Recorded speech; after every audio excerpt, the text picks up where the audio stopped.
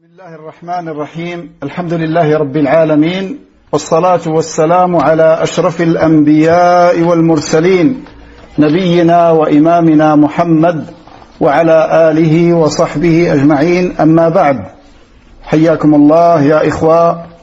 Aujourd'hui, le samedi 30 Dhul Qa'da de l'année 1442 de l'Hégire, correspondant au 10 juillet, j'ai le plaisir de vous retrouver afin d'entamer une nouvelle série de cours par la grâce d'Allah subhanahu wa ta'ala, que j'espère qu'elle me sera bénéfique à moi le premier, ainsi qu'à mes frères en Allah subhanahu wa ta'ala, et surtout que nous la commençons pendant des jours à venir, des jours bénis, les meilleurs jours de l'année,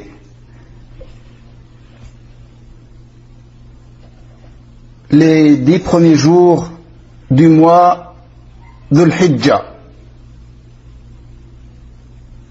On va parler rapidement de ce début de mois Dhul Hijjah, le mois sacré Dhul Hijjah, avant de commencer notre cours. Mais ça, c'est une intention supplémentaire pour entamer ce cours pendant cette période, en espérant une bonne action, une des meilleures bonnes actions, qui est la demande de science et la propagation de la science pendant ces jours-là. Donc le mois Dhul Hijjah commence demain, Inch'Allah Ta'ala. Demain, le dimanche, le 11 juillet 2021, sera le premier Dhul Hijjah. Et parmi les bienfaits d'Allah subhanahu wa ta'ala sur le serviteur, c'est de lui permettre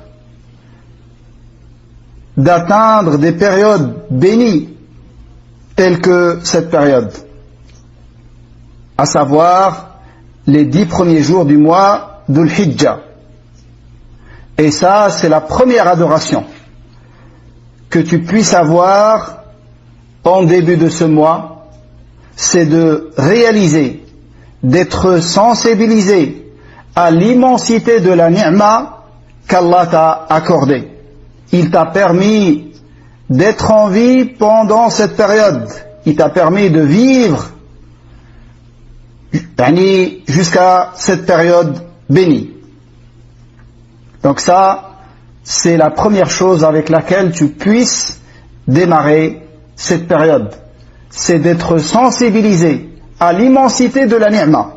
Et bien évidemment, quelqu'un qui réalise la grandeur de cette ni'ma, de vivre alors que d'autres personnes sont mortes bien avant, de vivre, et Allahu A'lam, est-ce que Allah nous permettra de vivre pendant tous ces 10 jours et de profiter de leurs bienfaits, ou prendra notre âme avant la fin de ces jours. Et ça, c'est parmi les choses les plus bénéfiques aux croyants, et c'est la chose la plus oubliée dans cette umma, et c'est également la cause de la réforme des premières générations, comme ceci est mentionné dans un hadith. C'est de voir la mort proche et qu'elle peut arriver à n'importe quel moment. Comme il est rapporté de Omar ibn Abdul Aziz, لو فارق ذكر الموت قلبي ساعة لفسد. Allahu Akbar. Il dit, si le rappel de la mort quitte mon cœur, ne serait-ce qu'un petit laps de temps, il sera corrompu. Il deviendra corrompu. Alors que dire des gens comme nous, et je parle de moi le premier, qui ne pense à la mort que rarement.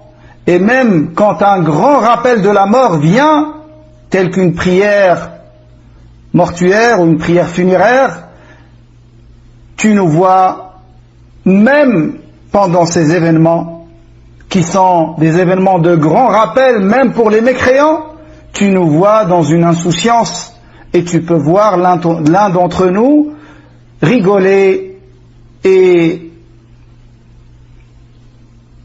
parler comme si rien n'en était.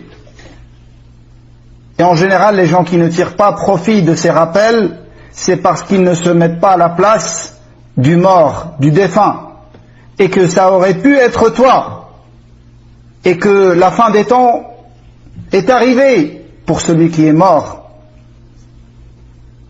et que l'occasion de l'œuvre est finie pour lui. Cette possibilité est fermée à jamais. Wallah al-musta'an. Donc ça, c'est la première chose, c'est de réaliser qu'Allah subhanahu wa ta'ala t'a permis de vivre jusqu'à ces jours au sujet duquel le prophète alayhi salatu wassalam a dit, comme il est rapporté dans l'authentique de l'imam al-Bukhari, ma min ayyamin al-amal as-salih fihinna ahabbu ila Allah minhu fi hadhihi al-ayyam al-ashr. Le prophète alayhi salatu wassalam a dit, il n'y a pas des jours dans lesquels les œuvres pieuses sont plus aimées par Allah que pendant ces 10 jours. Il parle des 10 premiers jours de Dhul Hijjah. Ils ont dit, les compagnons s'étonnent, ils ont compris ce sens général et global. Ils ont dit, même pas le combat dans le sentier d'Allah. Ils savent le statut du combat dans le sentier d'Allah. Le combat dans le sentier d'Allah, quand il remplit les conditions, quand il est dans la conformité à la sunna, avec une bonne intention, la sincérité et vouloir que la parole d'Allah soit la plus haute. Quand ces conditions sont réunies, les compagnons savent le mérite du combat dans le sentier d'Allah pour faire triompher la religion d'Allah subhanahu wa ta'ala. Ils ont dit même pas le combat dans le sentier d'Allah, il a dit même pas le combat dans le sentier d'Allah, excepté un homme qui est sorti avec sa personne et ses biens, il n'est revenu de rien de tout cela. Allahu Akbar. Excepté cette œuvre qui vient d'être décrite par le prophète alayhi salatu wassalam, il n'y a rien qui atteint dans le mérite les œuvres pieuses dans les 10 jours du mois Dhul Hijjah. Quelqu'un peut se poser la question, même pas dans les 10 derniers jours de Ramadan, na'am, même pas, donc ces jours-là, les œuvres pieuses sont meilleures que même les œuvres pieuses accomplies pendant les 10 jours du mois de Ramadan. Et le Nabi alayhi salam a dit les jours, donc ça englobe la journée et la nuit. Mais beaucoup de savants précisent que les 10 dernières nuits de Ramadan sont meilleures de manière absolue et que les 10 premières journées du mois de l'Hijjah sont meilleures de manière absolue, et les nuits ont également un immense mérite, mais pas comme le mérite des 10 dernières nuits de Ramadan, dans lesquelles se trouve Laylatul Qadr, la meilleure nuit dans l'année. Et dans les 10 premières journées de Dhul Hijjah se trouve le jour de Arafah, et se trouve le jour de l'Eid. Le jour de l'Eid, le meilleur jour dans l'année d'une manière absolue. Comme vous savez, il y a une divergence entre les savants sur la détermination du meilleur jour dans l'année. Est-ce que c'est le jour du vendredi, ou le jour de Arafah, ou le jour de l'Adha, le jour de l'Eid de l'Adha? Et l'avis qui est choisi par le muhaqqiqin, tel que Cheikh l'Islam Taymiyyah, c'est que le jour de l'Adha est le meilleur jour dans l'année d'une manière absolue. Dans ces jours se trouvent ces 2 jours-là. Et le vendredi, c'est le meilleur jour dans la semaine. C'est le meilleur jour dans la semaine.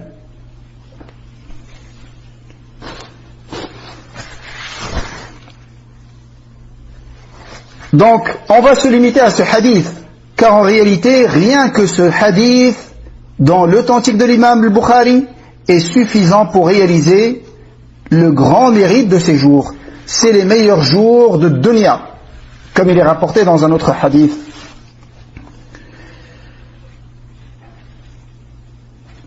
Donc les 10 premières journées de Dhul Hijjah, c'est les meilleurs jours de l'année.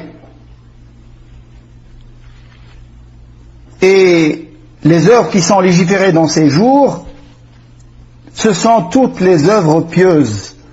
Œuvre pieuse, c'est toute œuvre légiférée et accomplie avec sincérité. C'est-à-dire dans laquelle il y a les deux conditions. La condition de la sincérité et la condition du suivi. Mais pour commencer ces 10 jours, et pour commencer n'importe quel jour de ta vie, de manière générale, mais comme on parle du mérite de ce jour-là, il est important de mentionner une adoration immense qu'on peut souvent oublier et qui est la première dans l'importance, l'adoration de Tawbah, du repentir et de revenir à Allah subhanahu wa ta'ala et de délaisser la désobéissance et de revenir vers lui et vers son obéissance. At-Tawbah, cette immense adoration qu'Allah aime énormément. Et Allah aime ceux qui se repentent.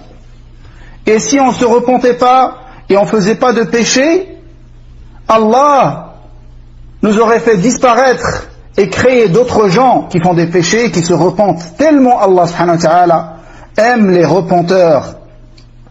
Donc l'importance de cette adoration et de commencer avec réside dans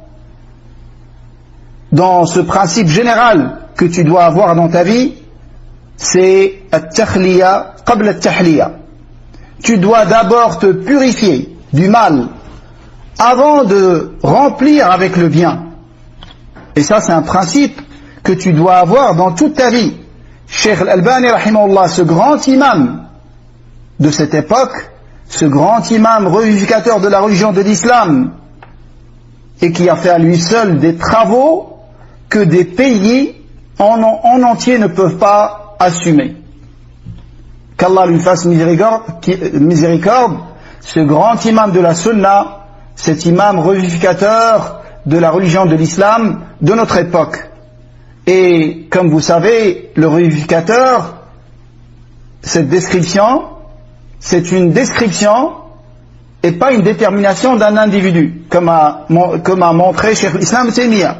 Donc, les revivificateurs à une époque, ça peut être un ensemble de savants, un groupe de savants, et pas forcément un seul homme. C'est une description, celui qui réunit ces conditions, elle peut lui être donnée.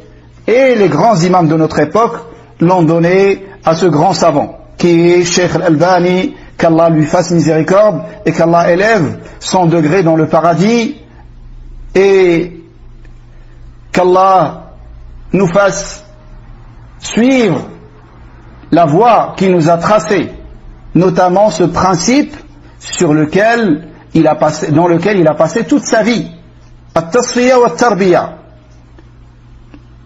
la purification avant l'enseignement. Tu dois te purifier des mauvaises choses que tu as, des innovations, avant d'apprendre les sunan. Et tu dois te purifier des péchés avant de faire les bonnes actions, et ainsi de suite. Donc ça, c'est un principe important que doit avoir le croyant dans toute sa vie. Donc on commence ces jours-là avec une purification et avec une tawbah sincère qui réunit ces conditions. Toi qui écoutes la musique, c'est le moment d'arrêter ce péché. Toi qui regardes les filles, c'est le moment d'arrêter ce péché. Toi qui évolues dans un milieu de mixité, c'est le moment d'arrêter ce péché. Et toi qui as boycotté ton frère ou ta sœur sans raison valable pour des causes de dunya, c'est le moment de mettre fin à ce boycott. Et même toi qui l'as boycotté pour une raison valable, pour un égarement sur lequel il a été conseillé, il n'a pas voulu revenir, c'est le moment de corriger ton intention et d'avoir la sincérité et que ce boycott soit pour Allah subhanahu wa ta'ala et non pas tu voulais te débarrasser de ce frère et tu as saisi l'occasion pour te débarrasser de lui. Al-Hajr doit être fait pour Allah subhanahu wa ta'ala quand la personne le mérite. Également parmi les adorations les plus importantes, comme vous savez, dans chaque période, quand il y a des adorations qui sont mentionnées dans les textes, ce sont les adorations les plus importantes dans cette période-là. Ça, c'est de manière générale. En l'occurrence, dans les 10 premiers jours de Dhul Hijjah, ce qui a été mentionné, c'est al-dhikr. Et sache, mon frère en Allah subhanahu wa ta'ala, que tu ne peux pas te rapprocher d'Allah subhanahu wa ta'ala avec quelque chose qui est meilleur que sa parole, Al-Qur'an Al-Karim, qui est le meilleur de dhikr. La meilleure évocation d'Allah subhanahu wa ta'ala, c'est de réciter, de psalmodier sa parole. Et que dire quand tu le fais avec méditation et compréhension, ça va être bénéfique dans cette dunya et dans l'akhirah. Car l'effet de Coran et de la récitation du Coran sur les maladies du cœur est semblable à l'effet du miel sur les maladies du corps. L'effet du Coran sur les maladies du cœur, qui sont les pires des maladies, pires que les péchés de l'apparence. Et le croyant doit tout réformer. En parallèle, l'apparence et l'intérieur. Mais c'est une négligence d'accorder toute l'importance à ton apparence et de négliger ton cœur.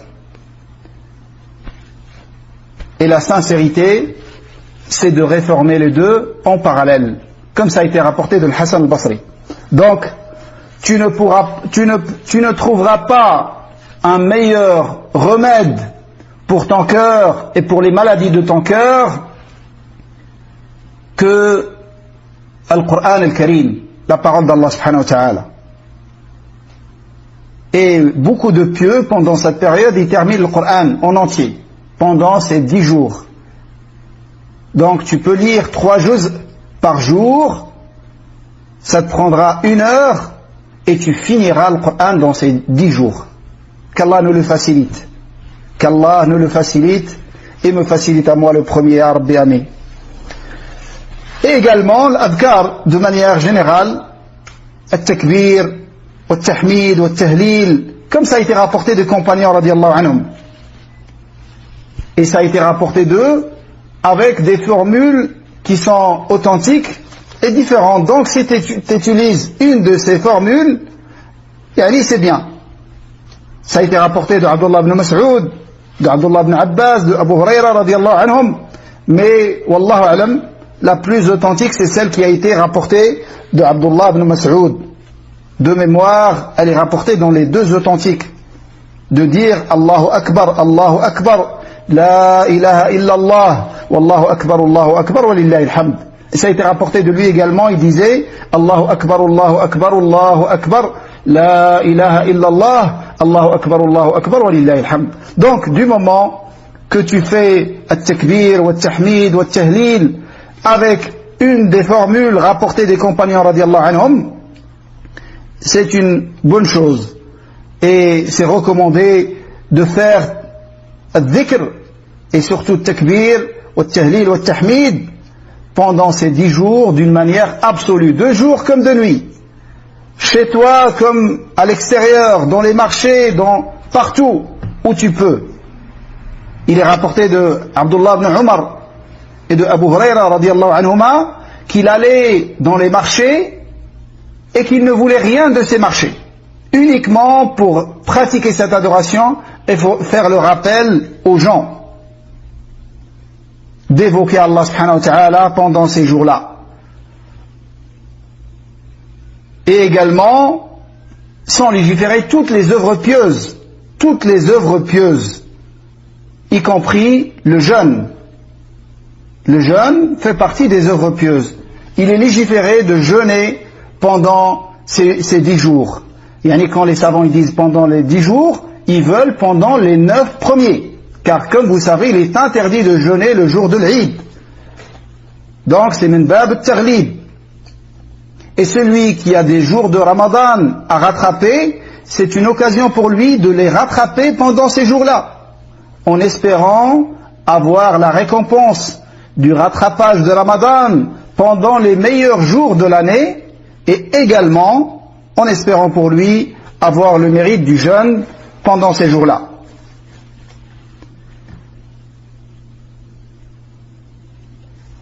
Et sinon, toutes les autres adorations légiférées sont recommandées, fortement recommandées, notamment l'accomplissement du pèlerinage et de l'Umrah, pour celui qui en a la capacité, l'immolation de la bête, le sacrifice, qui est la meilleure adoration pendant le meilleur jour de l'année. C'est de sacrifier la bête pour Allah subhanahu wa ta'ala.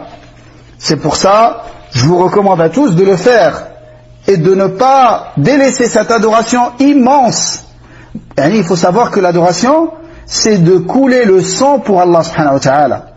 C'est l'acte de l'immolation et du sacrifice, et non pas le fait de manger la viande. Ça c'est autorisé.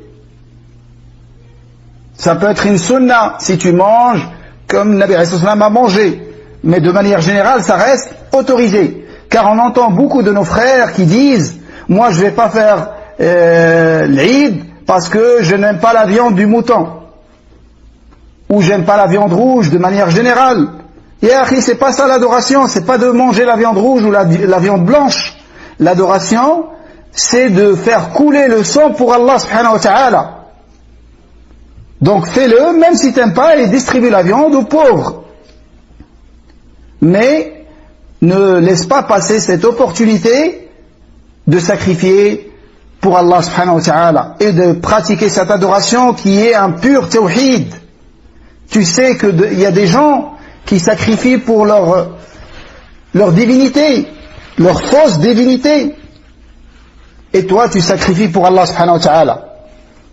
Donc, ne sois pas leurré par Shaitan et délaisser cette adoration immense, la meilleure adoration dans le meilleur jour de l'année, tu la délaisses sous prétexte que tu n'aimes pas la viande. Même si tu n'as pas les moyens, il t'est recommandé d'emprunter de l'argent pour faire cette adoration. Et on espère qu'Allah te permette de rembourser cette dette que tu as fait pour une adoration comme celle-là. Mais sans aucun doute, celui qui n'a pas les moyens, ce n'est pas une obligation pour lui, même pour ceux qui voient que c'est une obligation. Alors que la plupart des savants voient que c'est fortement recommandé. Également les autres œuvres telles que la salat, l'aumône, fais une sadaqa. Fais-toi un programme de faire une sadaqa tous les jours. Visite les membres de ta famille, et surtout ceux que tu n'as pas visités depuis longtemps, ou ceux avec lesquels tu es indifférent, et tu as arrêté de leur rendre visite depuis un moment. C'est l'occasion d'y remédier. C'est l'occasion d'y remédier. Et fais sadaqa, fais salat, nafila, la prière obligatoire, comme il a été rapporté comme il a été cité par l'imam Ibn Rajab, que les salawats obligatoires, leur récompense est plus forte pendant ces périodes bénies. Et donc pendant ces 10 premiers jours de l'Hijjah, la récompense sera plus forte que pendant les jours de Ramadan.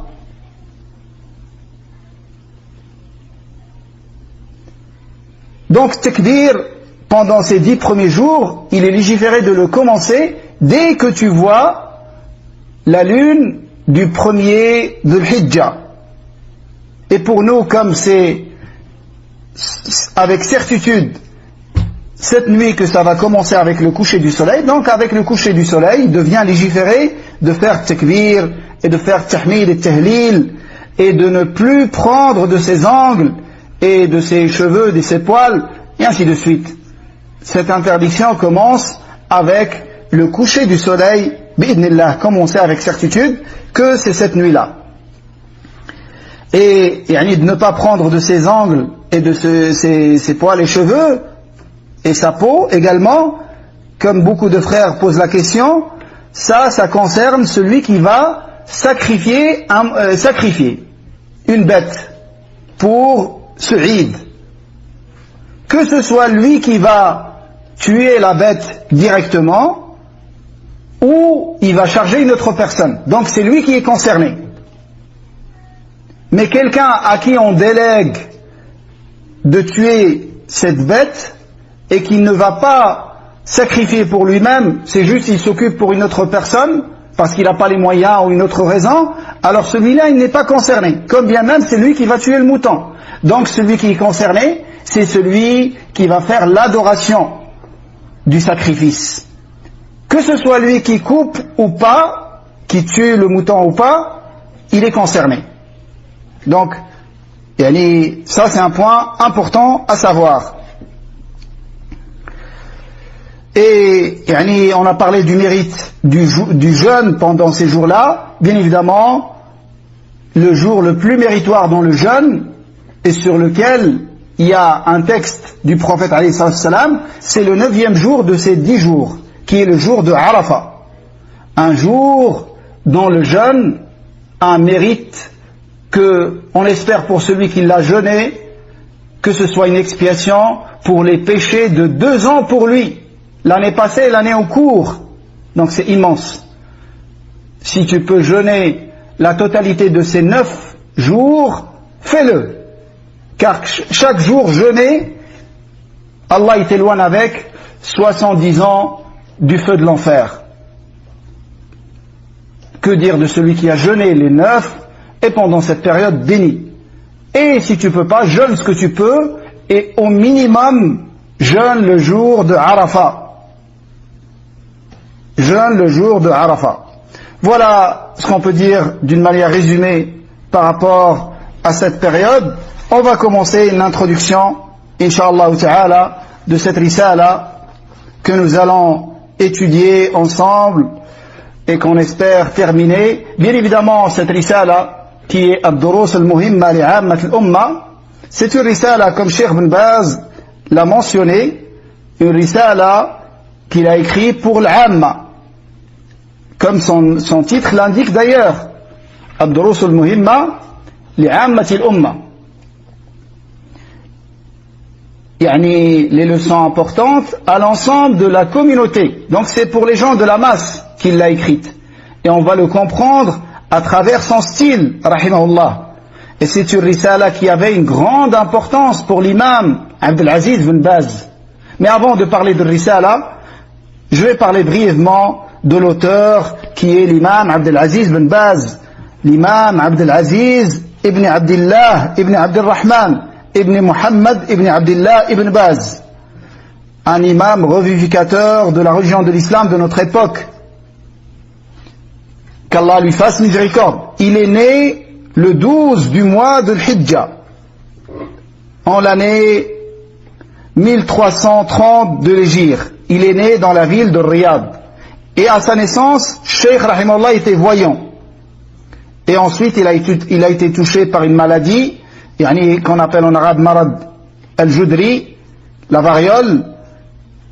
Cette maladie était très répandue dans la période dans laquelle il est né, rahimahullah. Il a été touché par cette maladie à l'âge de 16 ans. À l'âge de 16 ans, il a été touché par cette maladie et ça n'a cessé d'affaiblir sa vue jusqu'à ce qu'il a perdu la vue totalement en l'année 1350 de l'Hégire, c'est-à-dire à l'âge de 20 ans. À l'âge de 20 ans. Et d'ailleurs, subhanallah, c'est dans cette année-là, l'année 1350, qu'il a été désigné juge. Il avait 20 ans. Et cette fonction, c'était une de ses premières fonctions, et ça démontre que cet homme, depuis tout jeune, a commencé dans la demande de science, et il a commencé par mémoriser le Coran, il l'a mémorisé en entier avant la puberté. Il est né dans une famille de sciences et il n'a cessé de demander la science chez les savants de Riyad, jusqu'à ce qu'il est arrivé à un grand niveau dans l'ilm. Alors qu'il n'avait que 20 ans, il a été désigné comme juge. Et vous réalisez, juge à cette époque-là des savants. Et ça vous montre le niveau qu'il avait atteint, rahimahullah, très jeune. Et c'est dans cette année-là qu'il a perdu totalement la vue. Rahimahullah. Il a étudié comme j'ai dit, chez les savants de Riyad. Et parmi ces savants les plus connus, les plus célèbres, c'est le Cheikh l'imam Muhammad bin Abdul Latif ibn Abdul Rahman, fils du Cheikh Muhammad bin Abdul Wahhab. Donc Cheikh Muhammad bin Abdul Latif, c'était un grand imam qui réfutait les innovations et les égarements, à l'instar de son grand-père, Cheikh l'Islam Muhammad bin Abdul Wahhab, rahimahullah. Ça, c'était parmi ses chouyours. Mais le Cheikh, duquel il a profité le plus, c'est le Cheikh Muhammad ibn Ibrahim ibn Abdul Latif al-Cheikh, l'ancien mufti d'Arabie Saoudite. Ça, c'était son Cheikh, auquel il était le plus proche et duquel il a profité le plus. Il s'est tenu à ses assises de sciences pendant à peu près une dizaine d'années, de l'année 1447 jusqu'à l'année 1347 jusqu'à l'année 1357. 10 ans. Dans ses assises et dans ses cours, il a pris de lui toutes les sciences de la religion. Il a étudié sur lui dans tous les domaines de la science. Ça, c'était son cheikh duquel il s'est le plus, qui l'a influencé le plus et duquel il a profité le plus. Rahimahullah. Et c'est lui qui a conseillé au roi de désigner Cheikh Abdelaziz bin Baz après lui comme mufti d'Arabie Saoudite. Et Cheikh Abdelaziz bin Baz, c'est le premier mufti d'Arabie Saoudite qui ne descend pas de Cheikh l'Islam Muhammad bin Abdul Wahhab. C'est le premier qui a été désigné, et après lui, personne n'a été désigné que de cette famille. Et après lui, il y a eu Cheikh Abdelaziz al-Cheikh, l'actuel mufti, qui est de la famille de Cheikh l'Islam Muhammad bin Abdul Wahhab et qui est un des élèves de Cheikh Abdelaziz bin Baz. Car Cheikh Abdelaziz bin Baz, il a passé la plupart de sa vie dans l'enseignement. Ses fonctions ne l'empêchaient pas de propager la science matin et soir, rahimahullah. Il avait beaucoup d'élèves. Sinon, également parmi ses chouyours les plus connus, Cheikh l'imam Muhammad Lamin Shinqiti, rahimahullah, l'auteur du livre Adwa al-Bayan, ce grand savant. Il a étudié avec lui un livre dans le Mantiq, Sullam al-Akhdari, dans la science de la logique, si on peut la traduire comme ça. Et il assistait également à ses cours dans la mosquée du prophète alayhi salatu wassalam. Également parmi ses chouyours très connus, Cheikh Abdel-Razzaq Afifi, un Égyptien qui est venu en Arabie Saoudite et qui faisait partie du comité des grands savants en Arabie Saoudite, qui a acquis la nationalité saoudienne, rahimahullah. C'était également parmi ses chouyours, mais il a énormément de chouyours. Ceux-là sont les plus connus, rahimahullah. Également, il a eu énormément d'élèves. Ces savants, Allah leur a permis quelque chose qu'il n'a pas permis à tous les savants. C'est que leur temps était consacré à la propagation de la science. Depuis tout jeune, rahimahullah. C'est pour ça qu'il a eu énormément d'élèves qui sont tous des grands savants. On peut citer parmi ces élèves Cheikh Mohammed bin Salih al-Uthaymin, rahimahullah. Également Cheikh Abdullah bin Ghudayyan. Cheikh Abdullah al-Ghudayyan, un des plus grands savants de cette époque, notamment dans la science de Usul al-Fiqh, un grand savant salafi qui est décédé, rahimahullah. C'est parmi les grands élèves de Cheikh Abdelaziz bin Baz. Également Cheikh Abdelaziz al-Cheikh, comme j'ai dit tout à l'heure, l'actuel mufti. Cheikh Salih al-Fawzan, c'est un élève de Cheikh Abdelaziz bin Baz. également Cheikh, le grand savant de Médine, Cheikh Abdel Mohsin Al-Abbad, qu'Allah leur fasse miséricorde, vivant et mort. Et ça, c'est quelques noms seulement. La liste est très longue des chouyours, des élèves et des chouyours de Cheikh Ibn Baz. Il est décédé, rahimahullah, peu de temps avant la prière de l'Fajr du jeudi 27 Muharram de l'année 1420 de l'Hégire. Et salat sur lui dans le Haram al-Makki, c'est une salat qui n'a pas eu de semblable avant lui ni après lui. Et je pense que vous pouvez voir à travers des vidéos salat sur Cheikh dans le Haram al-Makki et comment elle a été. Et ça, c'est ce qui distingue les gens de la Sunna des gens de l'innovation. Parmi les choses qui les distinguent, c'est Al-Janaza. Qu'Allah lui fasse miséricorde, ainsi qu'à tous les savants de la Ummah. À lui, à l'autre grand imam, Mohammed bin Salih al-Uthaymin, et au premier imam qu'on a cité tout à l'heure, Cheikh Al-Albani, qu'Allah leur fasse miséricorde à tous. Donc par rapport à ce livre qui est Ad-Durus al-Muhimma, comme j'ai dit, c'est un livre qui a été fait pour les gens de la masse,